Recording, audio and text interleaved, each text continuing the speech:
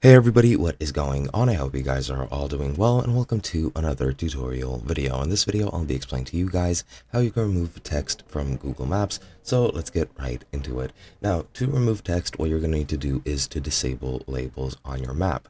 As you can see, I'm using the PC version. I'm not sure if there are any differences in between PC and mobile versions. However, I'll be showing you on this one and you can try to emulate it on mobile if there is a method. So what I'm going to do is I'm first going to switch over from a map view to satellite view, or rather I'm just going to go into layers and then I'm going to go into more, and under map type I'm just going to select satellite.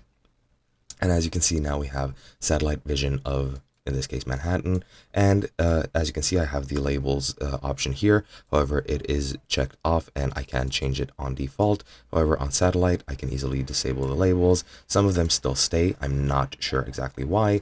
But other than that, as you can see, you have pretty much a blank map with just a few labels left. I'm again really not sure why those few labels still appear, but as you can see, if I scroll away from them to another area, they follow me for some reason, or new labels pop up. But as you can see, you can select certain areas of the map without the labels appearing, and that is pretty much all there is to it.